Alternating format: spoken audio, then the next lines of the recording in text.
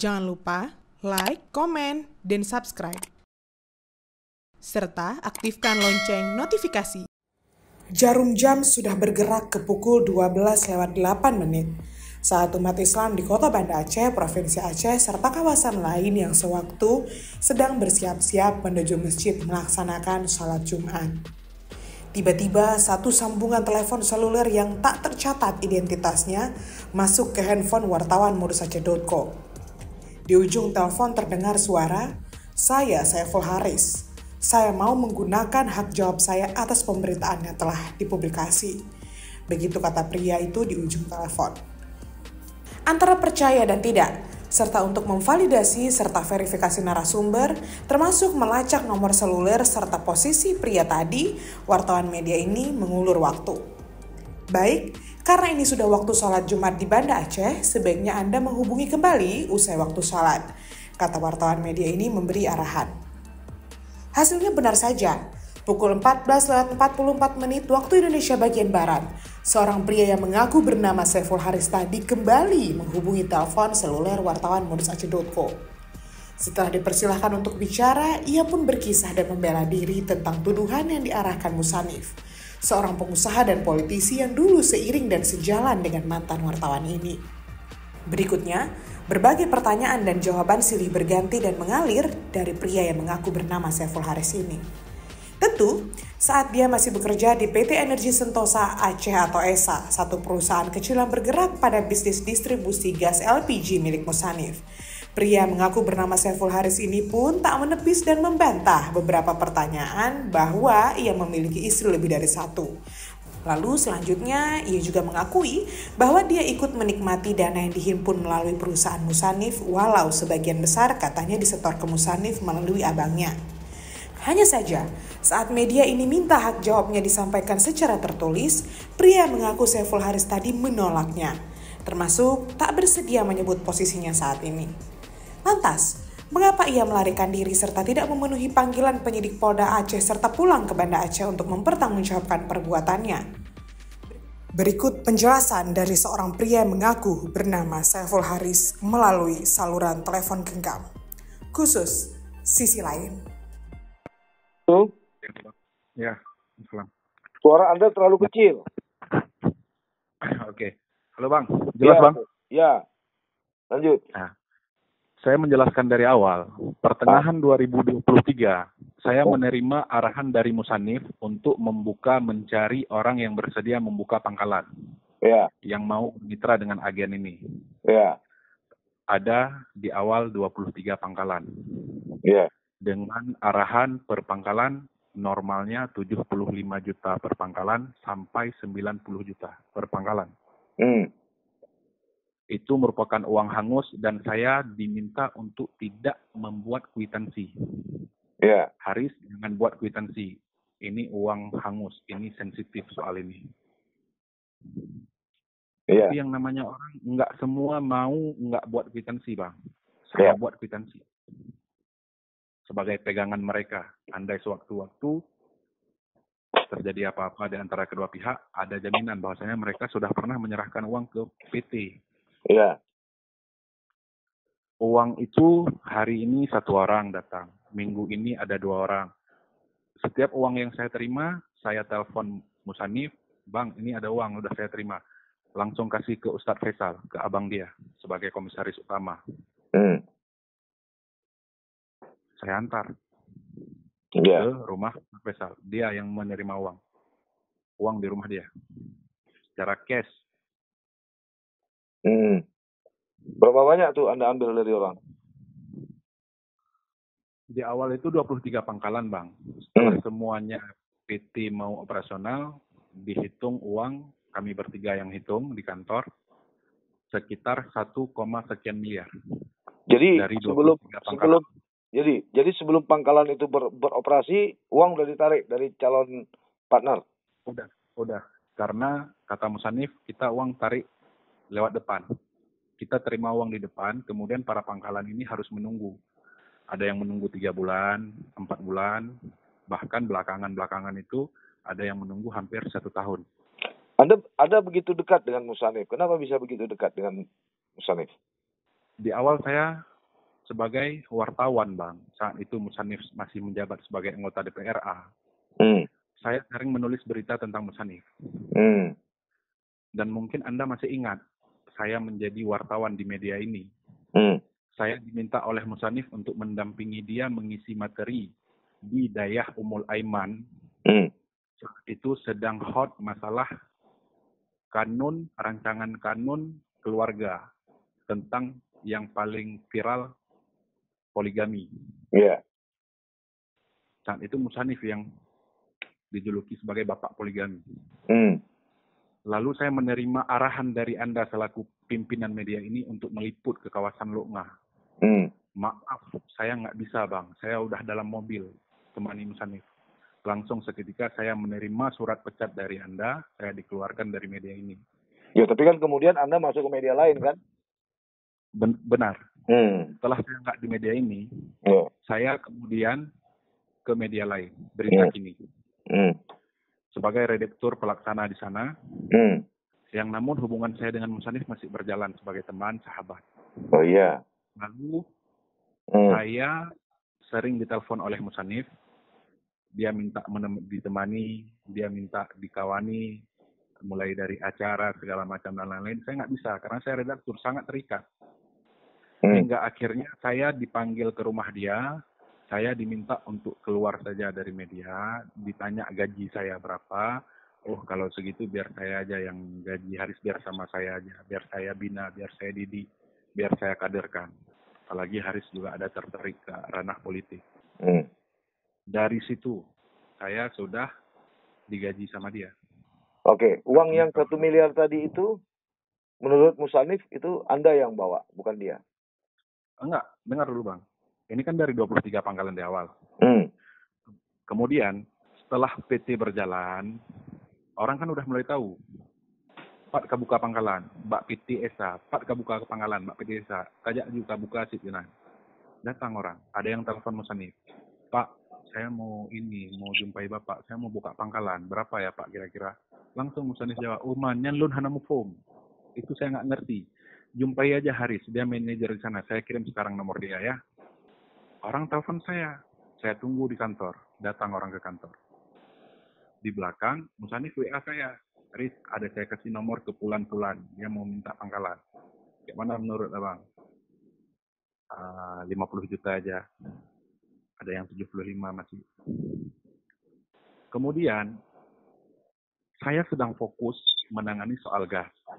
Di sela-sela itu, mendapat panggilan dari dia, kita keluar, jumpai orang, ke warkop, makan siang dengan ini, dengan itu, segala macam. Hingga mulailah memasuki tahap politik, mulai dari Pilpres, Bang. Dia sekretaris pemenangan Anies Baswedan untuk Aceh. Saya melekat dengan dia.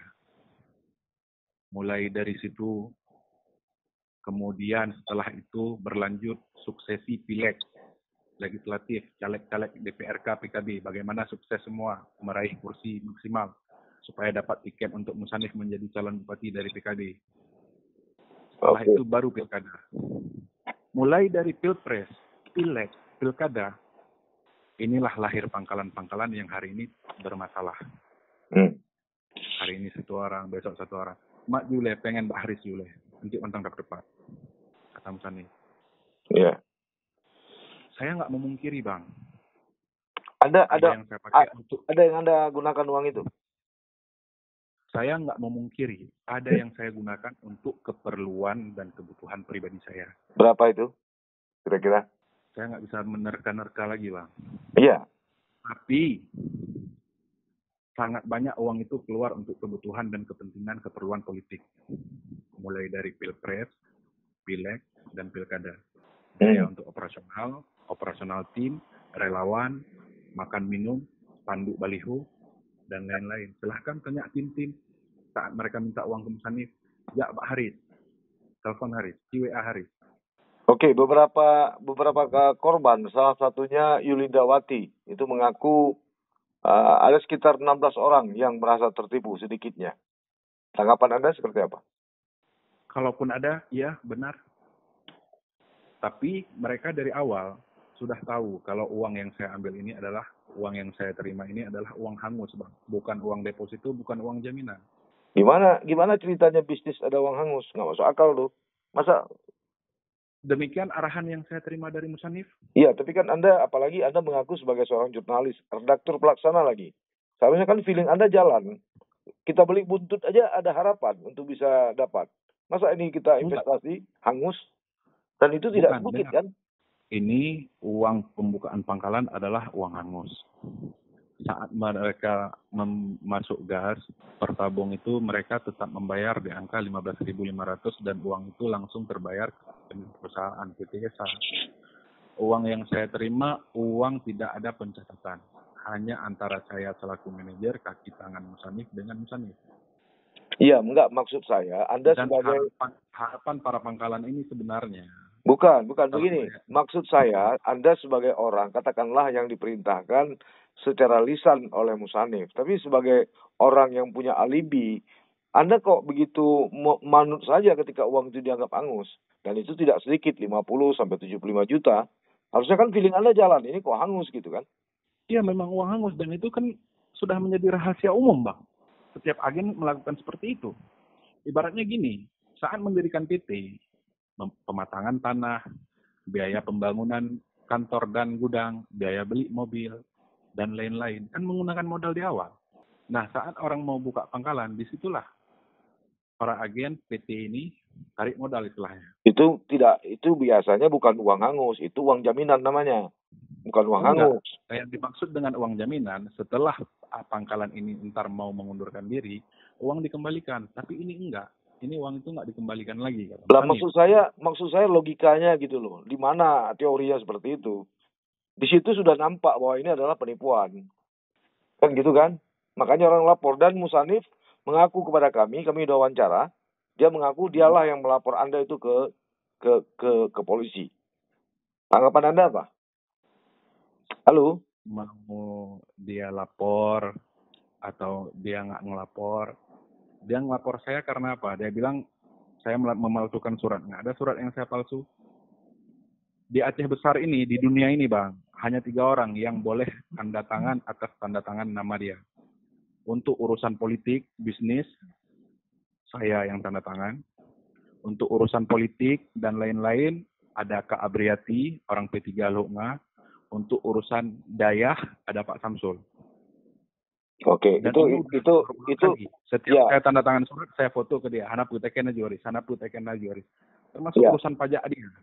Tanda tangan dia, saya yang teken. Oke, itu urusan internal Anda. Yang kemudian pertanyaan saya, hari ini kenapa Anda justru tidak datang untuk mengklarifikasi itu, baik kepada Polda Aceh maupun kepada Musanif sendiri? Saya kan dengan Musanif udah duduk di hari terakhir itu, Bang. Di hari harapannya apa saya duduk? Saya nggak mau lagi pasang badan, Bang. Udah capek saya pasang badan untuk Musanif. Ya, kalau Anda nggak mau pasang badan, sekarang polisi sudah memanggil Anda, tapi Anda tidak hadir. Belum saatnya saya hadir. Mungkin setelah ini saya akan hadir, menyerahkan diri saya. Kapan tuh kira-kira menyerahkan diri? Saya kan belum bisa bilang lagi, Bang, kapan. Oke. Terus Musanif juga mengaku bahwa yang menikahkan Anda itu dia. Yang apa? Yang menikahkan Anda itu dia tuh. Dia ikut menikahkan Anda. Benar tuh? Musanif ikut menikahkan saya? Iya. Nggak benar, Bang. Oh, nggak benar. Oke. Kemudian kami juga dapat informasi Anda memiliki 4 istri, benar? Saya tidak berkomentar tentang itu, Bang. Tapi saya senang kalau ada yang mengaku sebagai istri saya. Iya. Agak menarik nih. Terus? Ya udah, itu aja, Bang, terkait itu. Oke. Berarti Anda juga tidak membantah kalau 4 istri, kan gitu kan? Untuk apa saya bantah, Bang? Yang ada memperpanjang. Iya. Oke. Sebagai seorang jurnalis, apalagi Anda menjadi salah seorang redaktur tadi katanya di salah satu media online, tentu Anda sangat paham soal validasi, soal akurasi, soal verifikasi, dan soal konfirmasi. Konfirmasi sudah kami lakukan dan sudah Anda lakukan. Tinggal saya uji validasi, akurasi, dan verifikasi. Posisi Anda di mana sekarang? Saya tidak bisa mengatakan posisi saya di mana, Bang. Oke. Lalu sejauh mana saya bisa mempercayai bahwa ini adalah suara Saiful Haris? Bagaimana saya membuktikannya? Bahwa dengan membuktikannya saya bisa mengatakan kalau kita pernah bersama-sama, saya pernah Anda tugaskan untuk menulis Kalau itu banyak sekali kalau wartawan modus. Kalau bicara mantan wartawan, saya banyak sekali. Sama juga halnya seperti saya pernah menjadi di harian ini, di majalah ini. Ini kan sudah zaman teknologi canggih. Bagaimana saya bisa membuktikan? Suara pun sekarang bisa dimainkan lewat AI.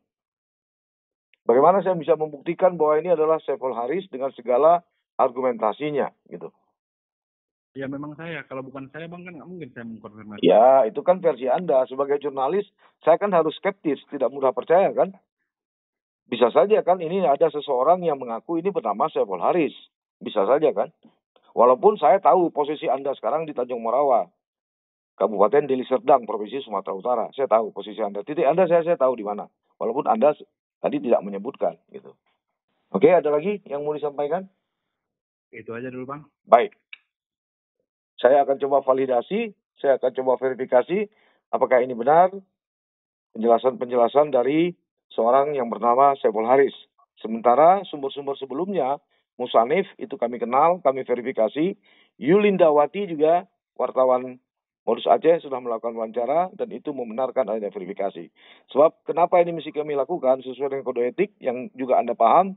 Kemudian dari Undang-Undang ITE juga ini sudah masuk ke ranah hukum. Nama Anda sudah tercatat di Polda Aceh dan sudah beberapa kali dipanggil. Dan surat pemanggilan Anda itu juga kami mendapat salinannya. Terima kasih. Assalamualaikum. Terima kasih, Bang.